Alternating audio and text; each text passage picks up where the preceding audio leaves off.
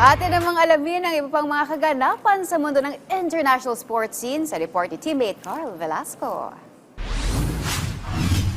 Pinagreynahan ni Polish tennis star Iga Swiatek ang center court matapos makuha ang kanyang kauna-unahang Wimbledon Championship nitong nakaraang Sabado. Dinomina ng Polish netter ang grass court nang talunin nito ang Amerikanang si Amanda Anisimova sa score na 6-0, 6-0. Naging bangungot para kay Anisimova ang kanyang first finals appearance sa Wimbledon dahil ito ang unang pagkakataon na walang iniscore ang isang player magmula noong 1911.